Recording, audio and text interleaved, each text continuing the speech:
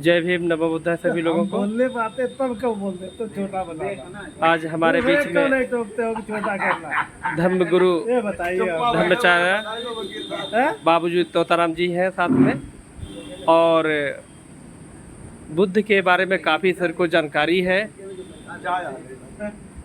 और इसी जानकारी के साथ में बाबूजी से हम चाहते हैं कि इस समय जो आषाढ़ का माह है, वर्षावास है, ये बहुत ही महत्वपूर्ण समय है।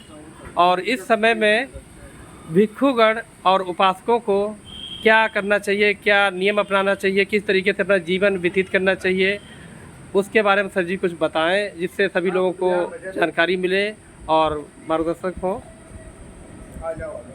करुणा के सागर तथागत गौतम बुद्ध परम पूज्य बाबा साहब को श्रद्धा सुमन अर्पित करते हुए पूज्य भिक्षु संघ को बदनाम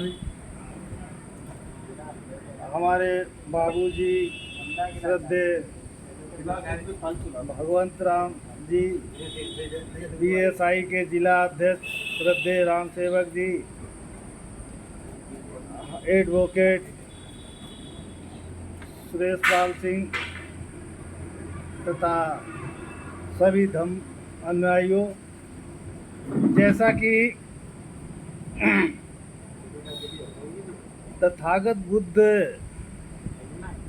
के समय से वर्षावास शुरू इसलिए हुआ करता था, वो लंबा हो जाएगा क्योंकि बरसात में निकलते थे तो हमारे कीड़े मकोड़े ये पैरों से मरते थे।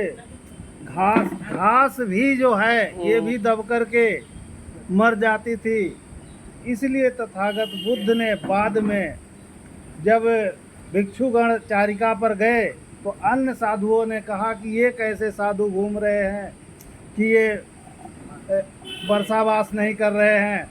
तो भिक्षुगण जब घूम करके गए और तथागत बुद्ध से कहा तो उन्होंने नियम बनाए और वर्षावास शुरू किया। तो उपासकों को भिक्षु संघ के साथ में क्या करना चाहिए? आपका सवाल ये है।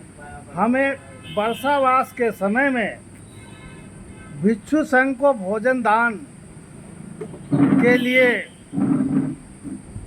बुला करके भोजन देना चाहिए।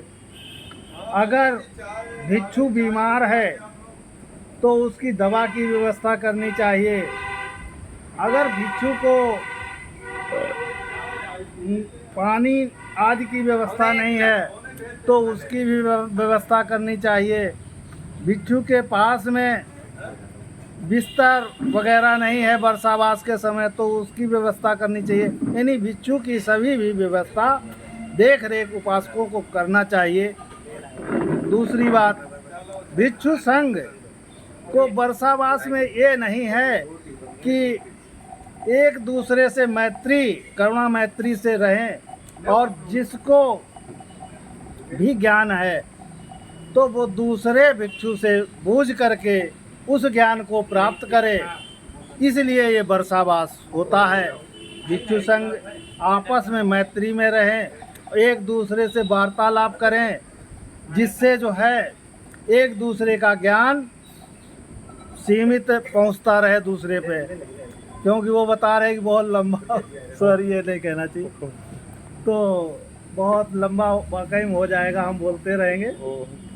तो मैं यही है कि अधिक भिक्षुओं का वर्षावास में ख्याल रखना है, क्योंकि यहाँ पर हैं कोई बीमार हो जाता है तो दवा ववा पानी की व्यवस्था, और अगर मच्छर लग रहे हैं तो मच्छर की दवा, इस तरह से सारी व्यवस्था करनी चाहिए। ये उपासकों का विशेष योगदान रहता है। इसी के साथ मैं अपनी वाणी को बहुत बहुत धन्यवाद सर जी, विराम देता हूँ। सभी को नमो बुद्धाय, जय हिंद। धन्यवाद।